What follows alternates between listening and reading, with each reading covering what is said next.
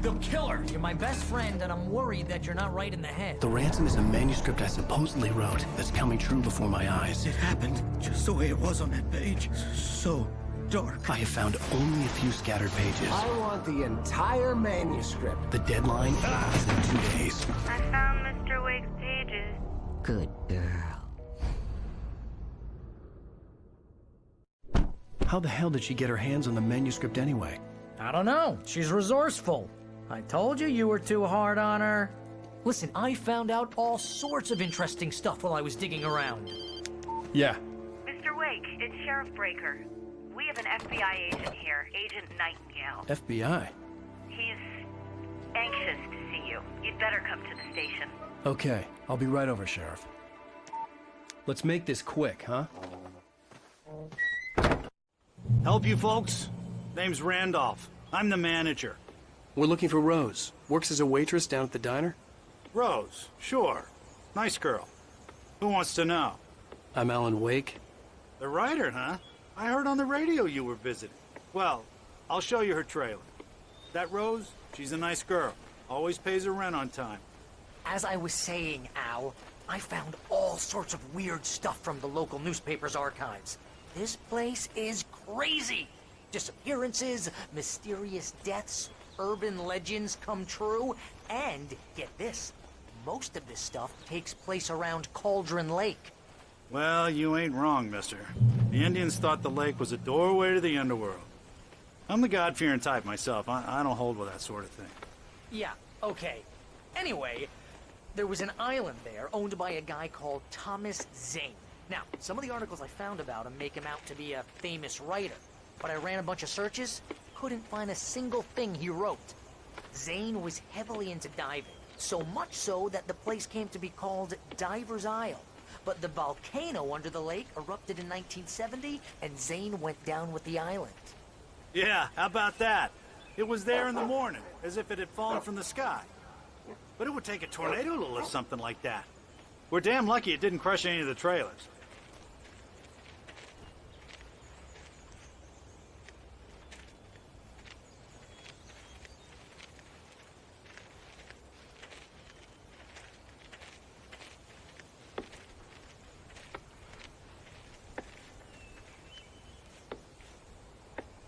It gets better. A local girl, Barbara Jagger, drowned in Cauldron Lake just a week earlier. They were lovers. Sure, Jagger's a local spook store. The Scratching Hag. Comes for you in the dark. Childish stuff like that. Anyway, Al, I'm just getting to the best part. All of the articles about this stuff were written by Cynthia Weaver. I asked around, and she's that crazy bag lady you met. What, the lamp lady? She can be a little loopy, but she's not homeless or anything. Yeah, anyway, she knew both Jagger and Zane before they both died, and she had some kind of a breakdown.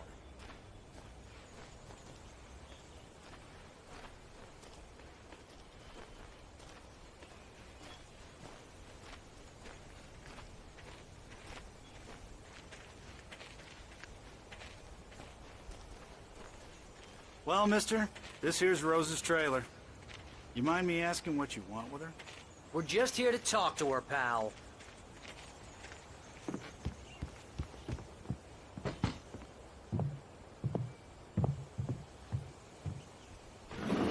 Welcome to... Oh dear, Mr. Wake. I'm so glad you're here. Rose, you have my manuscript? Oh. Oh yes. Yes. Please, come in. Hey, this is really good. Rose, Yes, my manuscript. I really need it. I understand. I know what you need. A muse to inspire you. Oh, for Barry? She doesn't have anything. Yeah, hey, Al? Al, what's... Oh... Barry! What? What?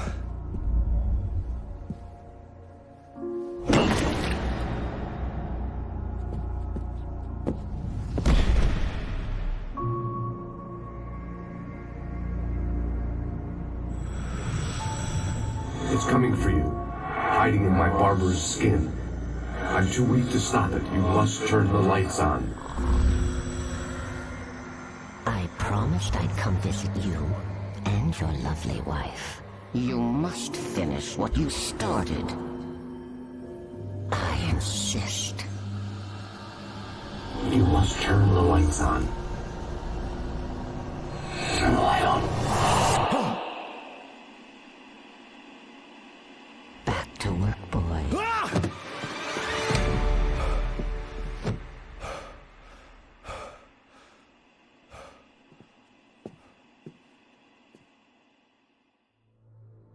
I felt nauseous, hungover.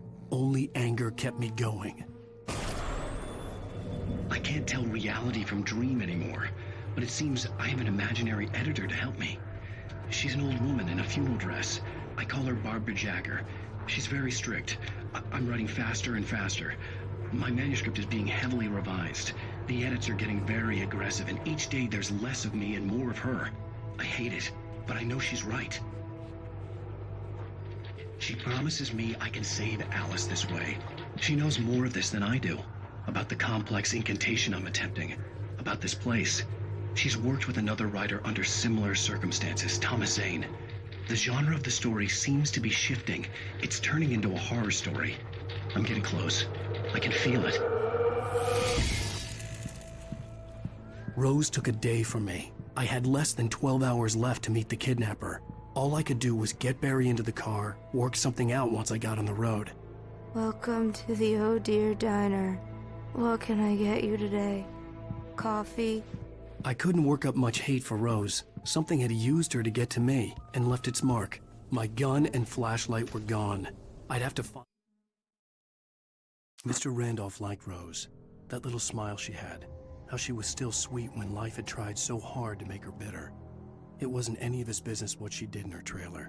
But those strangers, the writer and his smart-ass sidekick, looked like trouble. And they'd been in there for hours, way past her normal bedtime. He reached for the phone and called the sheriff's station. Find a way to get Barry into the car as quickly as possible. There was no time to waste.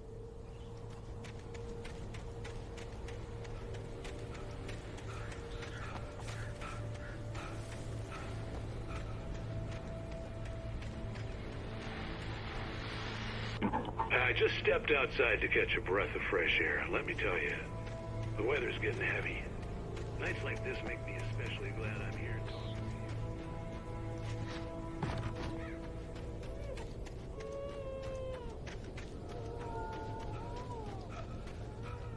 Oh, you're gonna get it now. God knows what you've done to that poor girl. This is Agent Nightingale, FBI! Get him up, Hemingway! You're under arrest! You move a muscle, I'll unload right in your goddamn face! Stay right where you are, Spillane!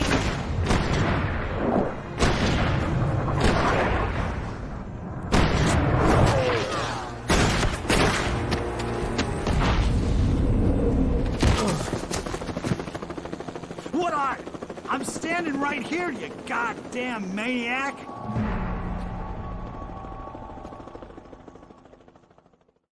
I hated to leave Barry behind, but there was no way I'd miss my appointment with the kidnapper. Give it up, Mr. Wake! Come on! Take it easy,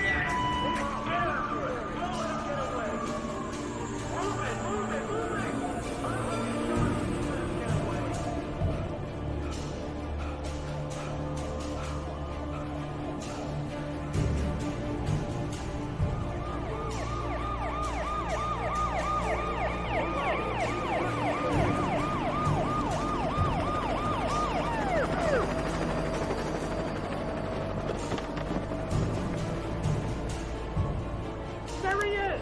There he goes! Okay, man. Keep your eyes peeled. He's gonna try to make his way for me. Oh, damn. Man out! Wait! I'm on the way! Stop! I'm on it! God damn it! Where did he go? Wait! Keep an eye out!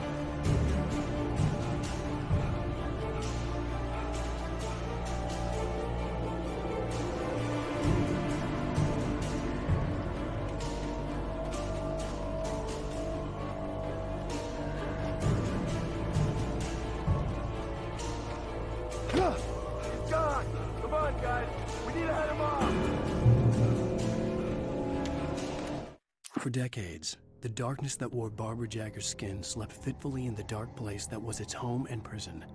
It was hungry and in pain.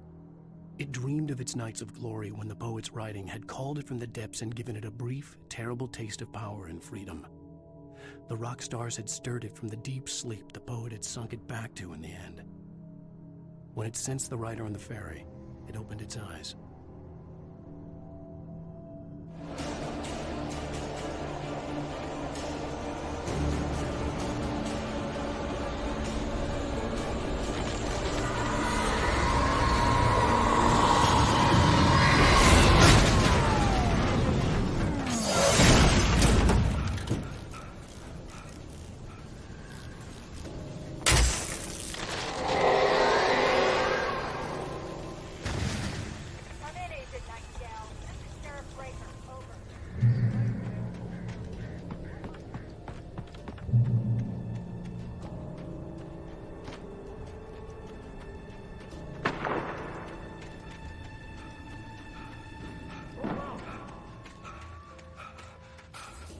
Search the area.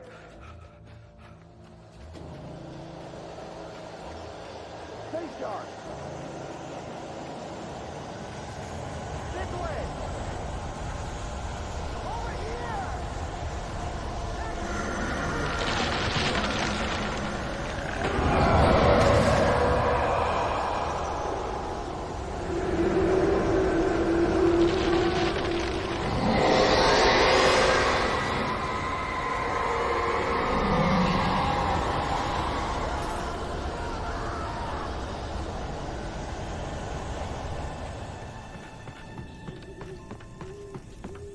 This horror was everywhere I went, circling me. The cops didn't stand a chance. They were after a writer, not a monster. Agent Nightingale, I've lost contact with most of the men you assigned to me. Explain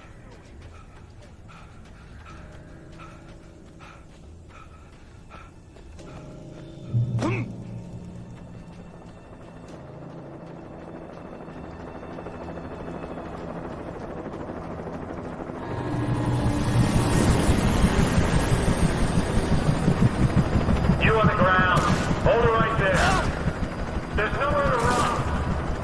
Freeze!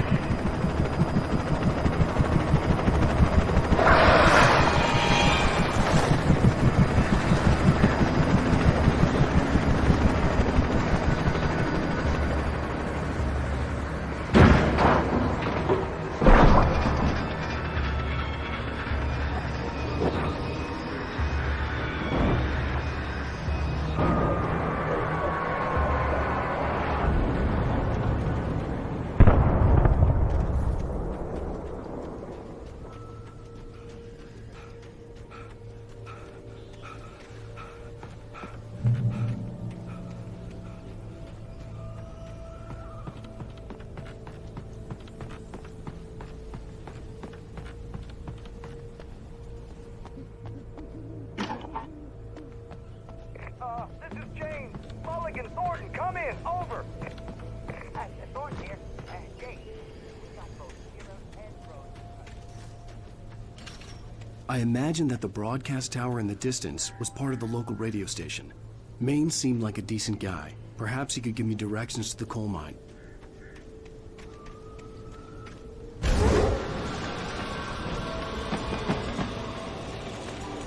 Unnatural shadows clung to the gate. The darkness that was after me was trying to stop me. I wouldn't get through without a light. There was no power to the searchlight.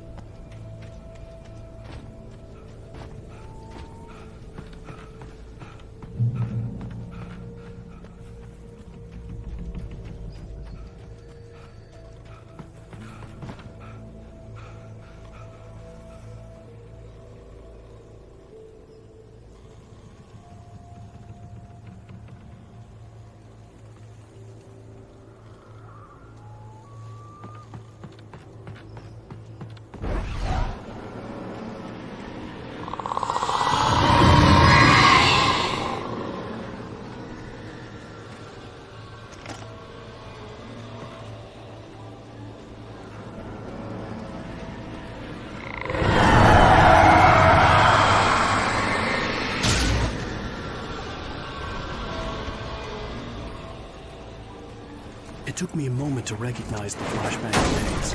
They were an ideal weapon for my situation. Team 1, come in. Over.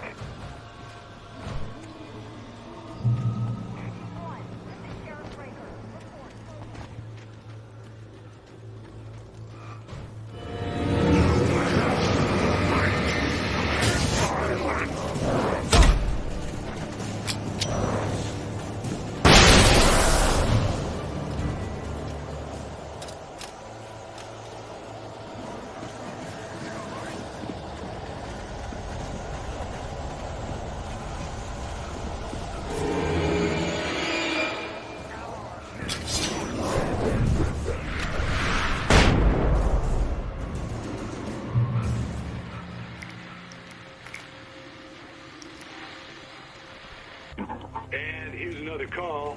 You're on KBF-FM with Pat Maine. It's Milt Peabody, Pat. What's on your mind, Milt?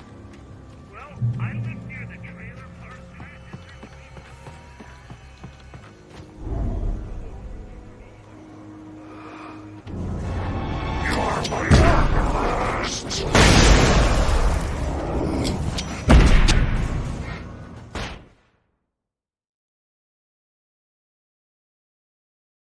I live near the trailer park, Pat, and there's a big ruckus going on over there.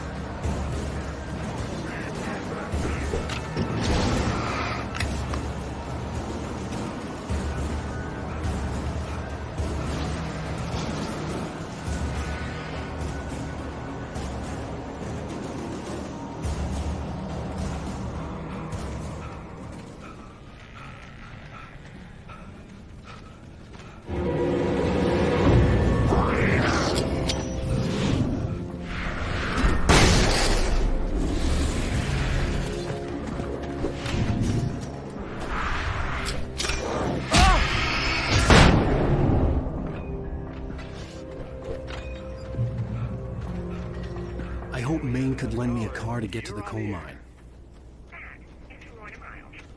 Why, hello, Lorna. What do you have for us? Well, I just don't see why Scott's bother with the trailer park. What do you mean? It's a trailer park. Of course you're going to have trouble in a place like that. I mean, what do you expect?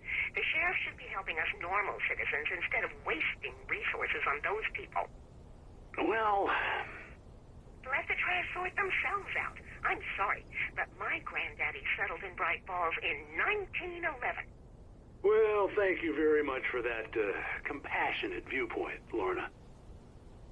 Oh, here's a little surprise.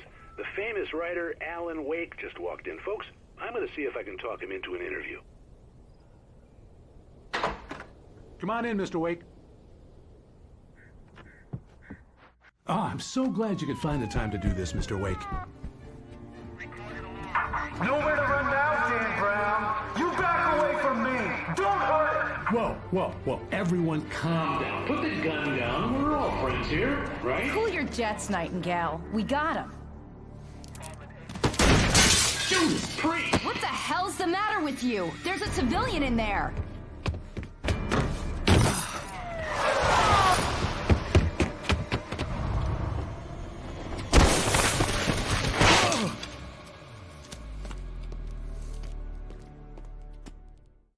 I'll get you yet, even if it kills me. You hear me? You hear me, H.P. Lovecraft? I had fallen off so many cliffs it was ridiculous. That's what you get for naming a book The Sudden Stop. It was probably good I hadn't had the chance to tell Maine where I was going. I'd have to lose the cops and find my own way to the mine. Nightingale stared through the broken studio window into the dark woods. He turned around, started to walk out, but Maine grabbed his arm. "Young man, you almost shot me. You don't shoot off rounds at people like that. What's the matter with you?" Nightingale shook his arm free, marched out. His cheeks burned with rage and humiliation.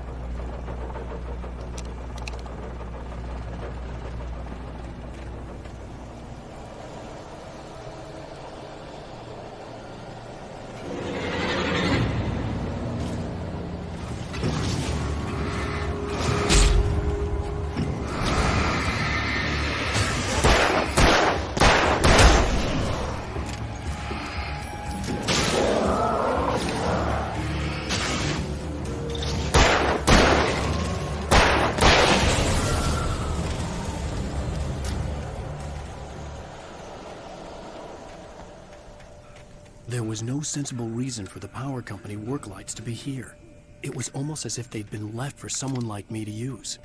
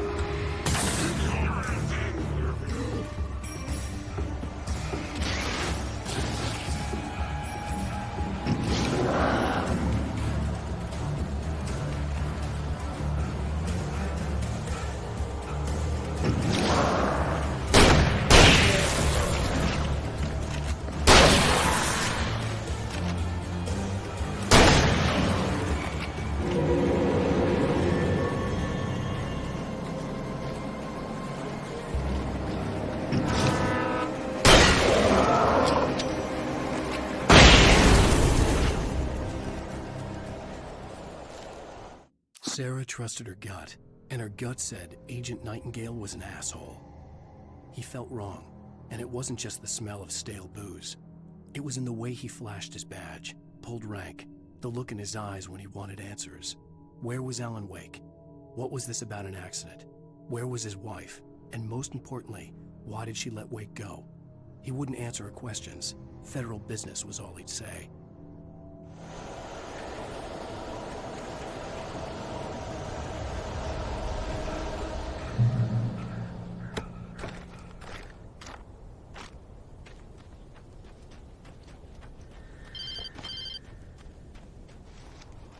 Hello? The most stubborn man I've ever met. Alice? Alice? Alan. I'm so afraid. It keeps me in the dark. Please help me. I look at you, Alan, and it's not you. else? Looking out from behind your eyes? Alice, I'm here. I'm so alone here. It's all gonna go to hell. You need to be careful. Cooperate. The connection had been terrible, but that wasn't the only thing that hadn't been right with the call. She sounded wrong somehow, but she had called me. The pipe wrenched itself loose from the bridge's steel framework. Wrapped in darkness, it floated in midair, twitching. For a moment, I didn't understand what I was looking at. The heavy object lurched at me with impossible force. I threw myself out of the way, but just barely. When I turned my flashlight on it, it shook in a dark rage before it flew at me again. I could see a railway bridge up ahead and a warehouse of some sort on the opposite shore. I hoped I could find a car from there.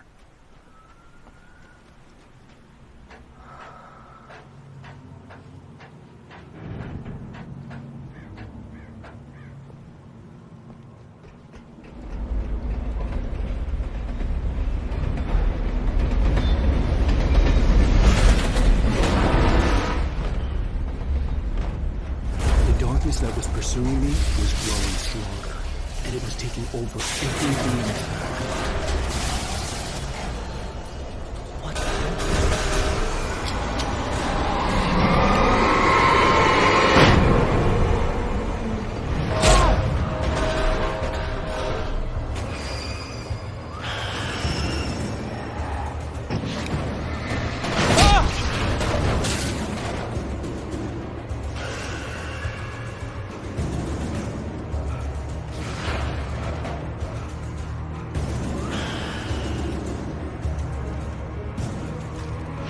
I slammed the door shut right in his smug face. He pleaded for me to open the door. True to form, the asshole actually thought I would obey. I had no sympathy left, no guilt either, not for him. I took a moment to savor the scream. I bet I had a smile on my face. It was all that I had time for. The dark presence was inside the lodge with me.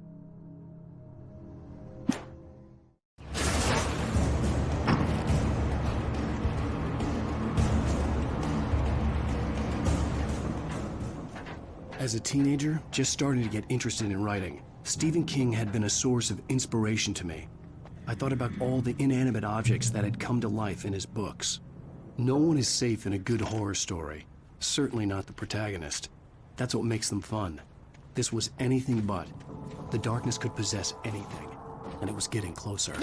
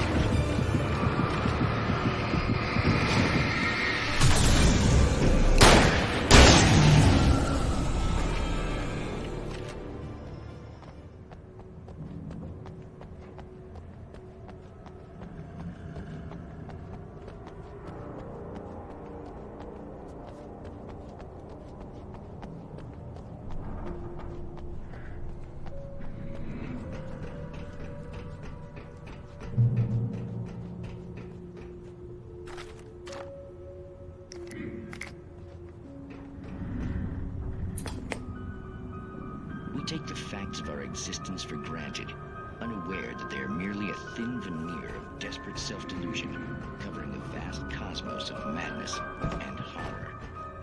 All too often, the stars are right. The darkness surged towards me, sucking everything loose from the ground into its depths, tugging at my clothes. I saw the flare the kidnapper had dropped and threw myself towards it just as I felt my feet leave the ground. The darkness embraced me with the force of a tornado. Somehow I managed to light the flare. The darkness roared and cast me away. I fell toward the dark waters of the lake far below. Night Springs.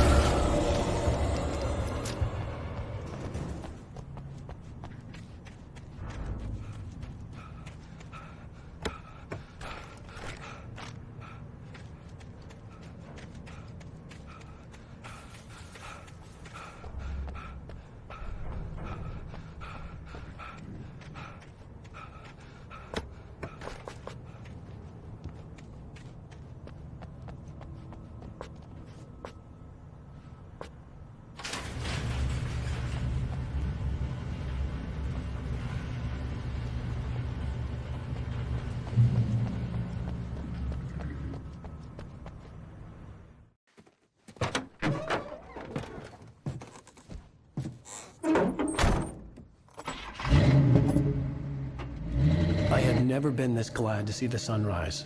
I had a couple of hours to get to the coal mine.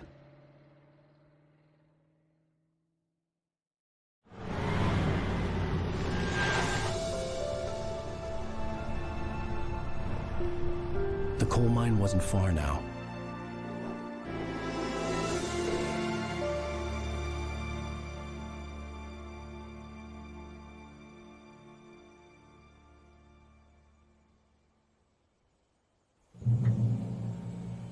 Today, I would meet the kidnapper, and he would give me Alice. I wouldn't give him any other choice. A drowning man will clutch at a straw. Little by little, without realizing it, I'd come to believe that the story in the manuscript was coming true. The current of its narrative had taken me deeper and deeper into dark waters. Alice had been taken from me. Barry was probably in jail. I was a fugitive from the FBI. The whole world taken over by the Dark Presence was trying to destroy me. It all felt real, but it matched a textbook case of insanity.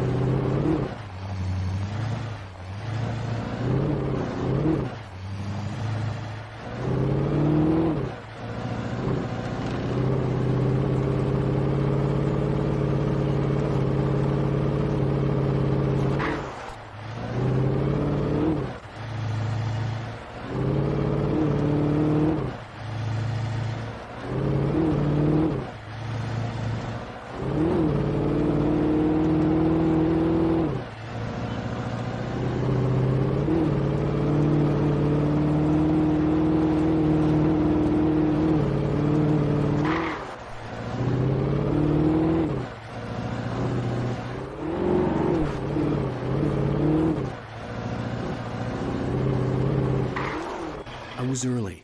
I was supposed to meet the kidnapper at noon in the main building. The coal mine was quiet. It was a museum now.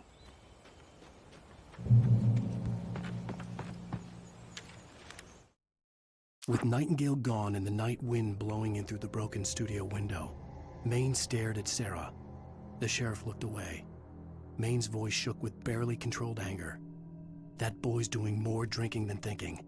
I hope you know what you're doing, Sarah. He's got a sickness in his eyes.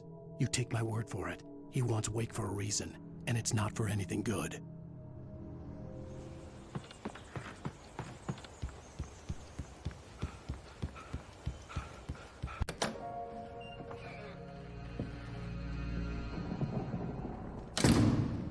I didn't want to go outside. Cops had to be looking for me. The noon sun turned the place into a sauna. The day dragged on. Different scenarios ran through my mind. Ways of how I'd torture the kidnapper to get Alice back. Or the different horrible things he could have done to her. I imagined her dead. I had no way of knowing she was still alive. It was killing me. I was running on blind hope. It was all a waste of time. The bastard never showed up.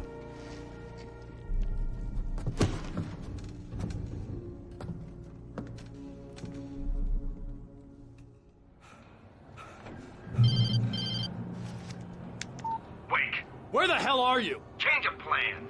You know where Mirror Peak is?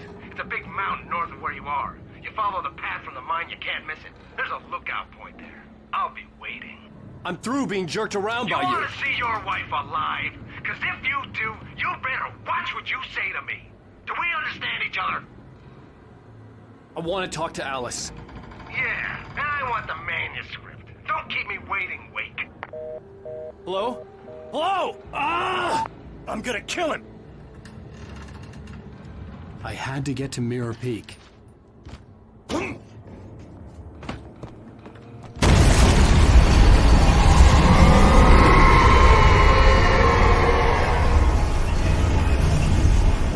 It was close. Maybe closer than ever before.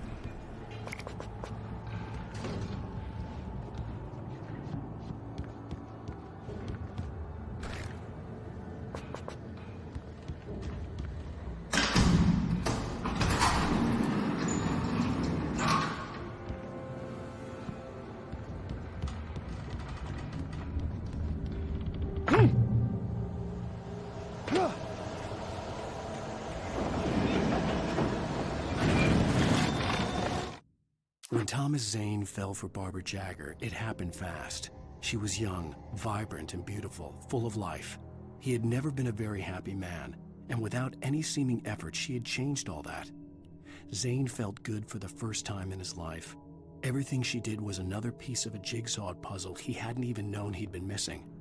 And best of all, she made the words flow, strong and sharp. She was his muse.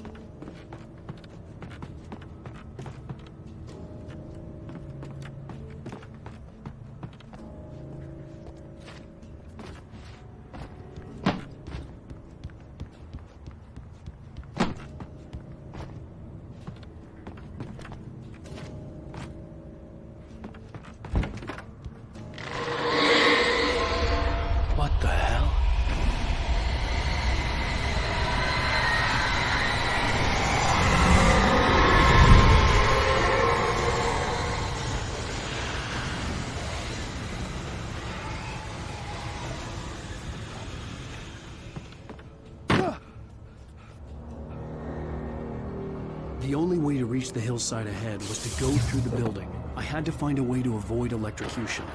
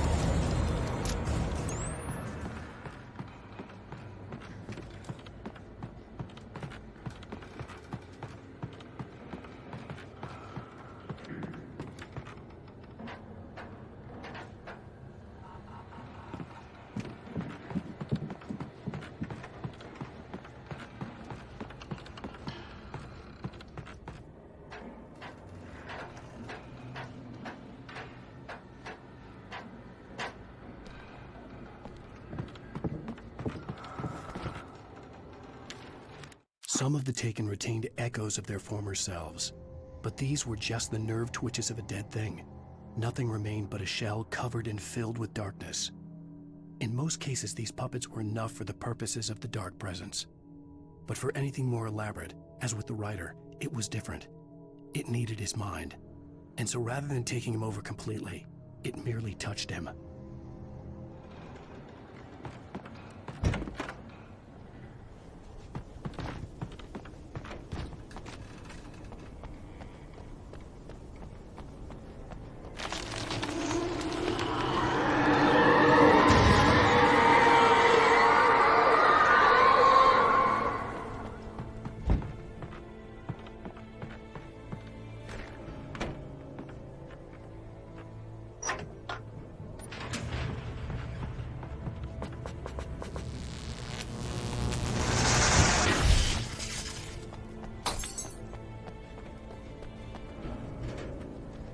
There was no way the flashbang grenades were Standard Power Company equipment.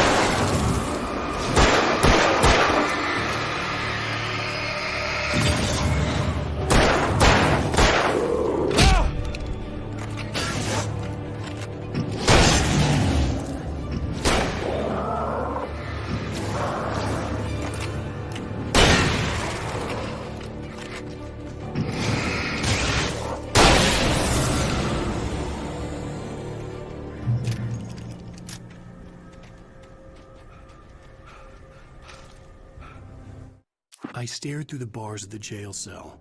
Barry stood behind me, swaying on his feet, looking as ill as I felt. Agent Nightingale stood on the other side of the bars with Sheriff Breaker. Nightingale had a stack of manuscript pages in his hand. He seemed unhinged as he gloated.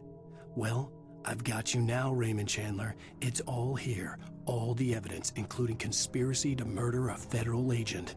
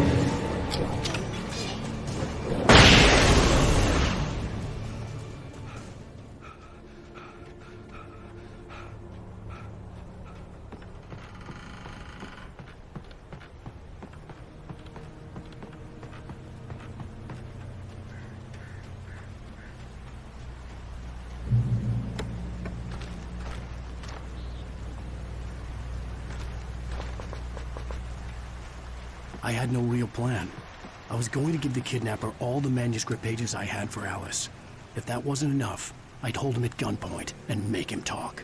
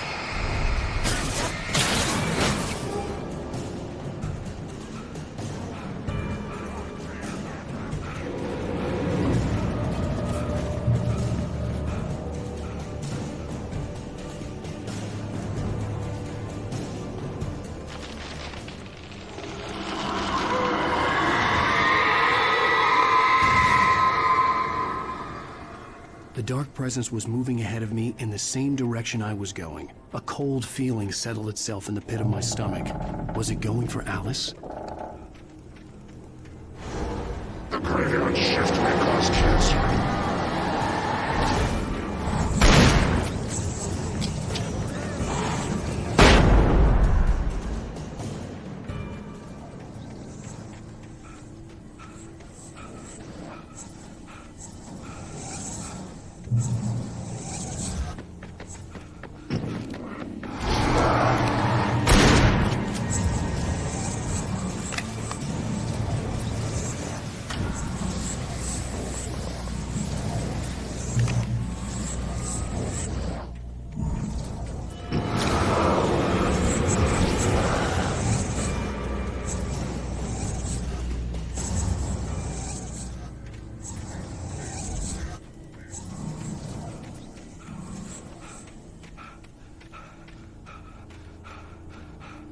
The place was dead, a ghost town. Had been for decades, maybe a century.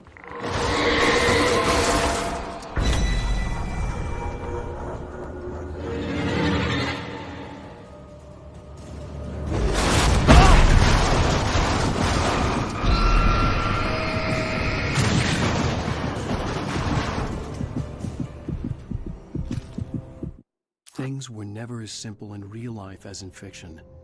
I had lost count of the times I had wished there'd be a clear reason for my writer's block. Something to fight, something to lash out on. There wasn't.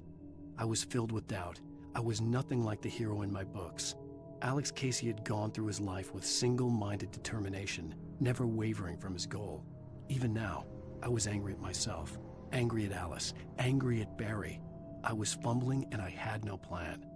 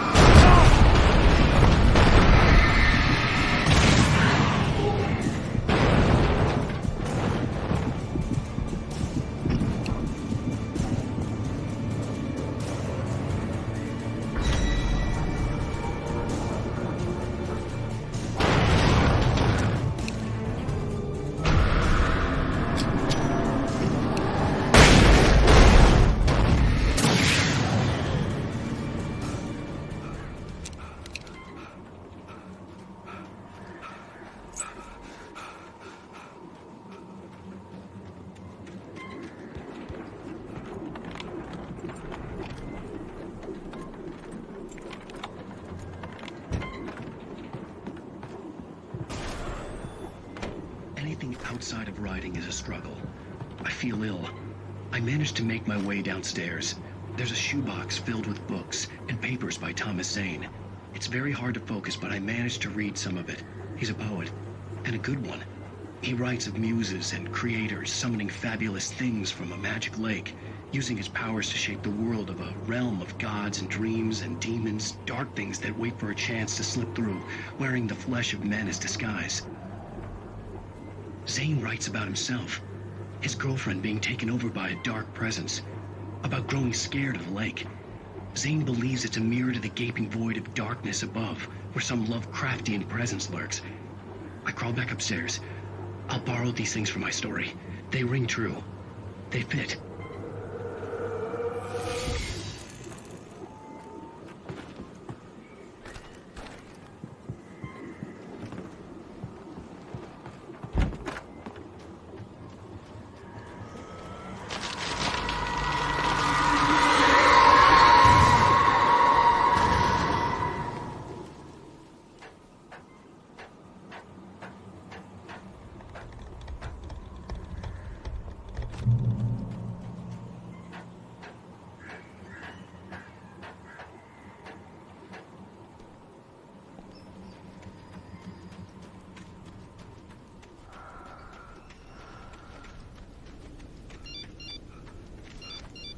The kidnapper had sent me a text. The message was full of spelling errors and insults. It was telling me to hurry up.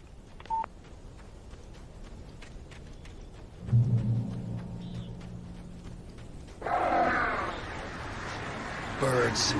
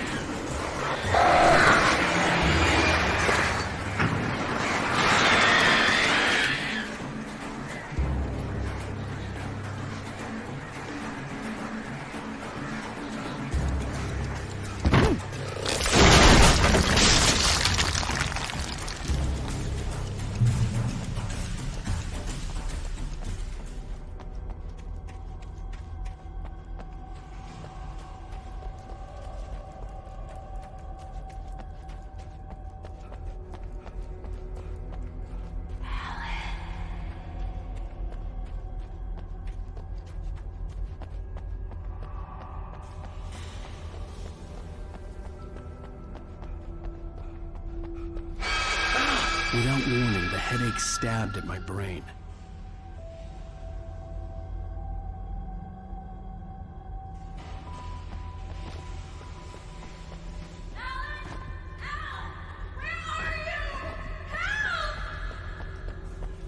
Alice?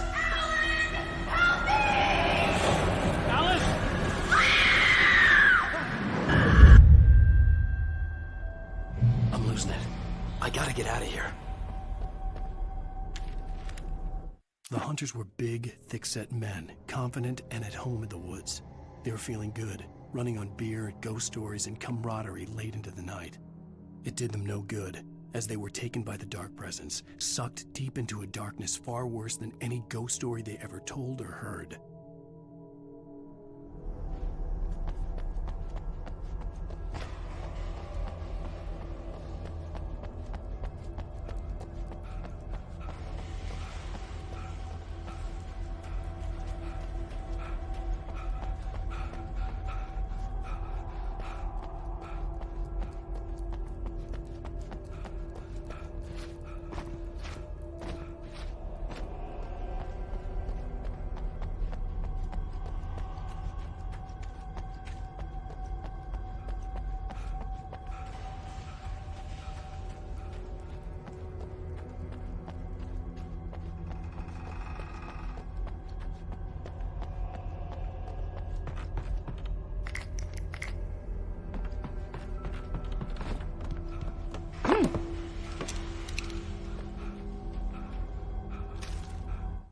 Even behind the closed doors and curtains of his grimy room at the Majestic, the local motel, Nightingale could feel the locals' eyes on him, the unrelenting pressure of their judgment.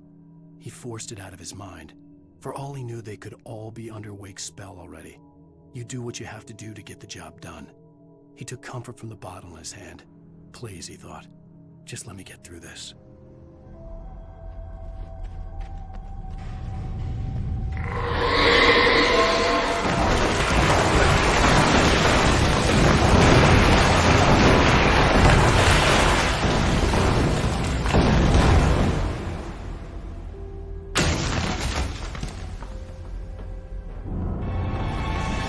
All accidents could be prevented.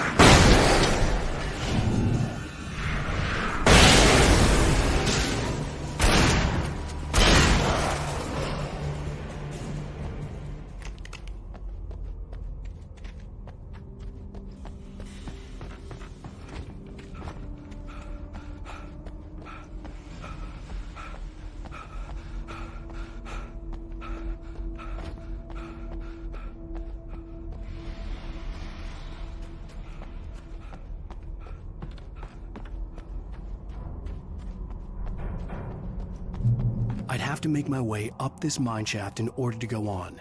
Maybe the machinery could help me with that.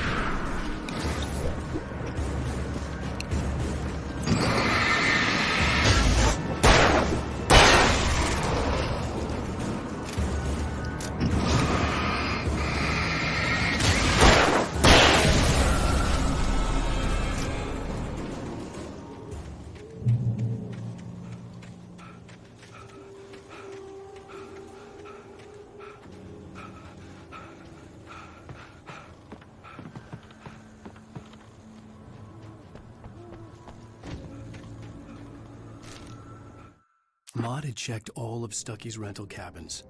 There had been no sign of the Wakes. It was dark when he'd found their car parked at the end of the road by Cauldron Lake. It made no sense. They must have taken a wrong turn, but there was no sign of them, and the car had been there for hours already. Frustrated, Mott stood on the rotten ruin of the footbridge that had once led to Diver's Isle before it sank beneath the waves years ago. The boss wouldn't be happy.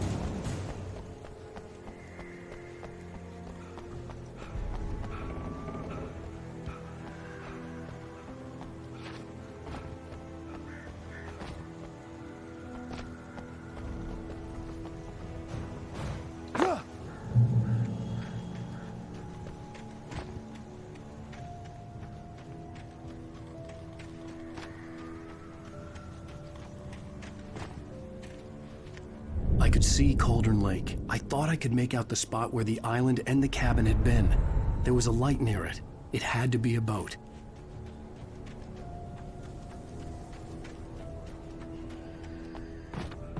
I was close now. I had to get there fast. I dreaded what I would find. I tried to hold on to Alice, but her form melted away. I was losing control. Dr. Hartman stood in her place. I wanted to hit him, but my arms were jelly. He smiled. It was a reassuring smile, and I hated him for it. I had to give you a sedative. Don't fight it. You went through another rough period. Right now, it's very important that you stay calm. We don't want you to have another episode. You're a patient at my clinic. Have been for a while now.